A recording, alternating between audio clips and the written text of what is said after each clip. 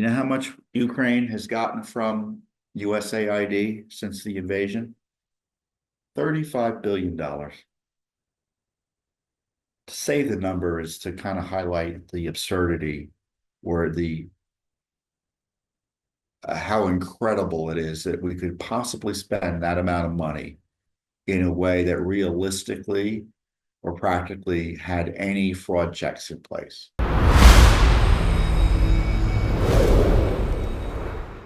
You had this extraordinary meeting between the president of Ukraine, Zelenskyy. He came to the White House supposedly to cement a deal related to minerals that would have, kind of cemented an alliance between the United States and Ukraine because the minerals have some significant strategic and value to us and to our economy.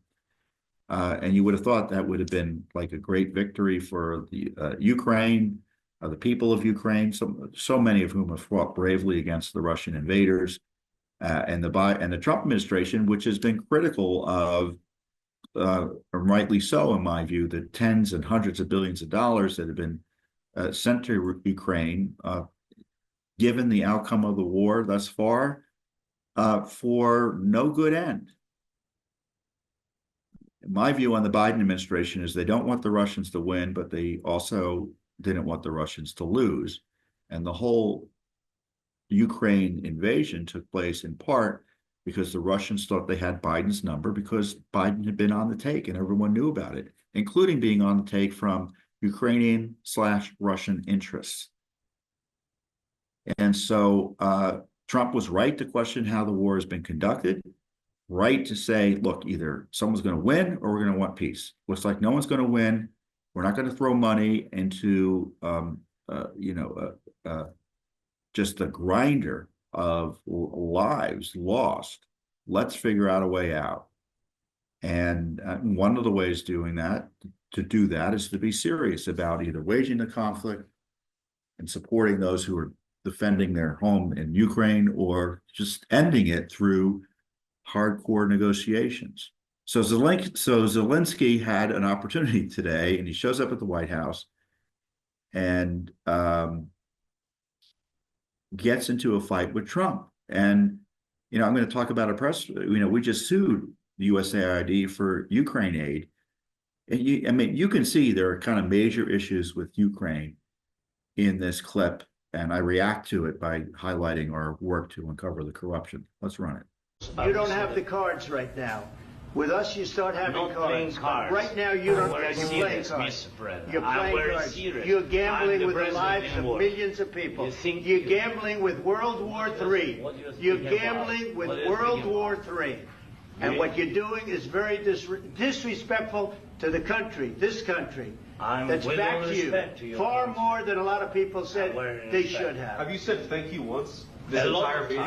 No, in this entire meeting, have you said... Well, Judicial Watch sued today for records about waste, fraud, and abuse with the billions in aid given to Zelenskyy by the Biden regime. So there will be some accountability if Judicial Watch has anything to do with it. That was a pretty incredible moment, wasn't it? And, you don't mess with Trump. And Zelenskyy is... I don't know how he can remain as president of Ukraine. We'll see.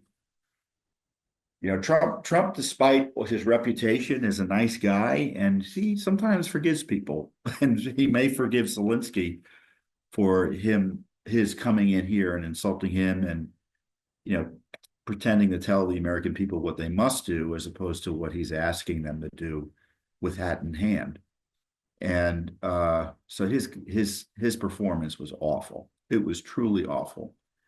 And to me, it just raises, as I note in the video, just more questions about where the money's being spent. I really think we need to get a fuller accounting of how this money's been spent, certainly if we're to proceed with additional funds. And that's why Judicial Watch filed an important lawsuit for information about USAID funding on aid to Ukraine. The Judicial Watch filed a Freedom of Information Act lawsuit against USAID for records regarding waste, fraud, and abuse tied to aid money sent to Ukraine. And this is the key request. Any reported allegations of sexual exploitation, abuse, or trafficking of migrants fleeing Ukraine and or receiving assistance from USAID inside Ukraine, any third-party monitoring contractors or NGOs, now non-governmental organizations, reporting potential fraud associated with USAID aid to Ukraine, any reported allegations of direct cash assistance program fraud or attempts to conduct cash transactions in Russian rubles associated with USAID aid in Ukraine, and any USAID branded commodities appearing for sale in the open market or outside of response to or outside of response activities in Ukraine. Now, they never gave us the records. They cited unusual circumstances. And we had 2 requests.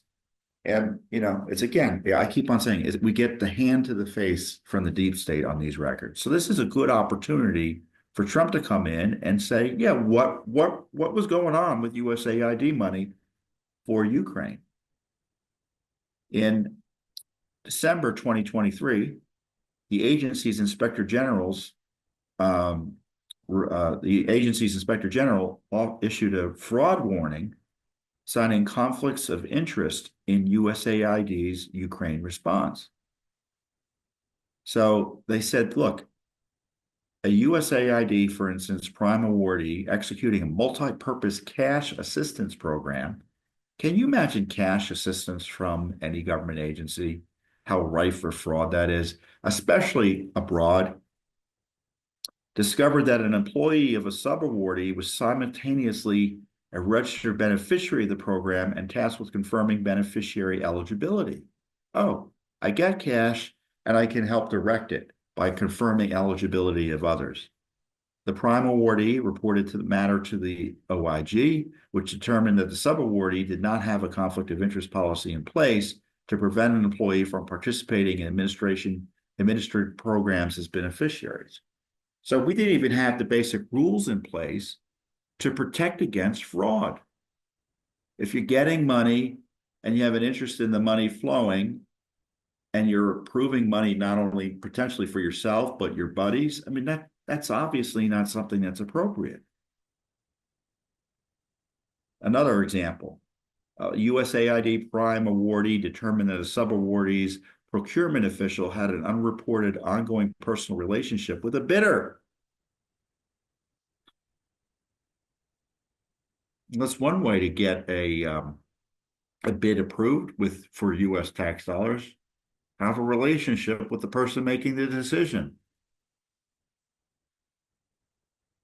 According to another USAID Inspector General's report, the agency did not vet humanitarian groups it funded to prevent sexual abuse of Ukrainian war victims.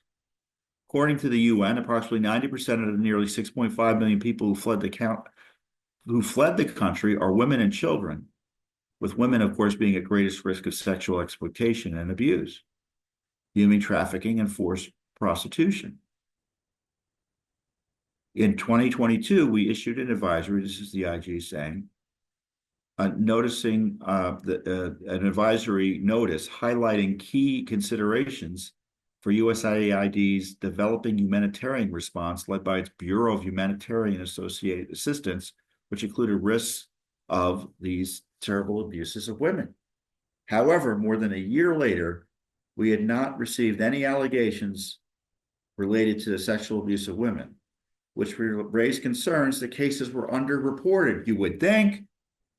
So we spent money, at least I don't see it here, to help protect women in Ukraine who basically were fleeing the conflict zone from being sexually assaulted and abused and raped, prostituted.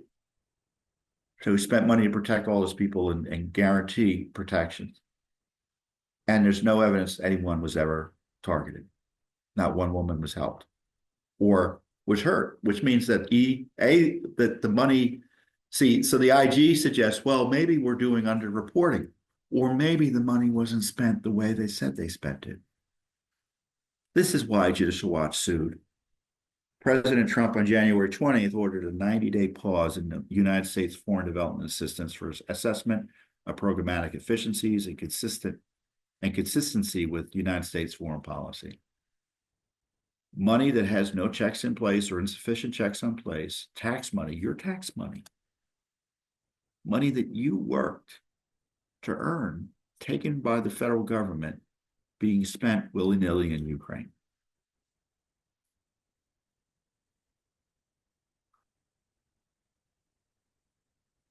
You know how much Ukraine has gotten from USAID since the invasion? $35 billion. To say the number is to kind of highlight the absurdity or the how incredible it is that we could possibly spend that amount of money in a way that realistically or practically had any fraud checks in place. No doubt about it that fraud was taking place. And that's why we're suing in court to get the records.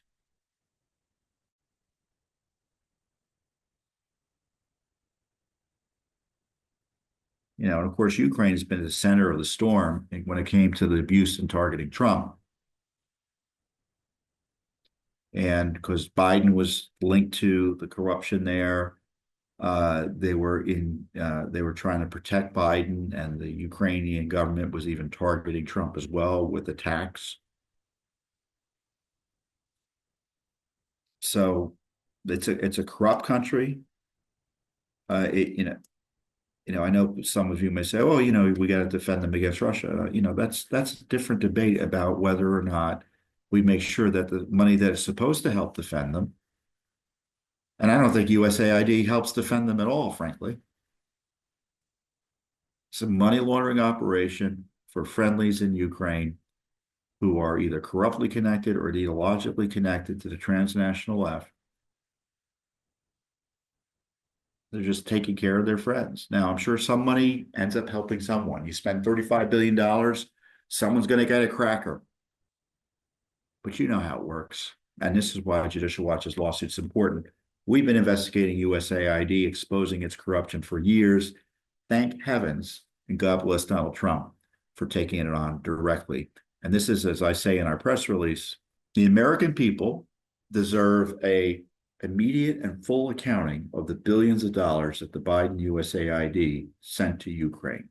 USAID is a notoriously corrupt agency, and we hope that the Trump administration, through our Judicial Watch lawsuit, brings transparency on this key issue. And frankly, the collapse of the Ukraine talks with Zelenskyy highlight the importance of finding out where the money went in Ukraine. So once again, Judicial Watch at the tip of the spear on another important public policy issue. Thanks for watching. Don't forget to hit that subscribe button and like our video down below.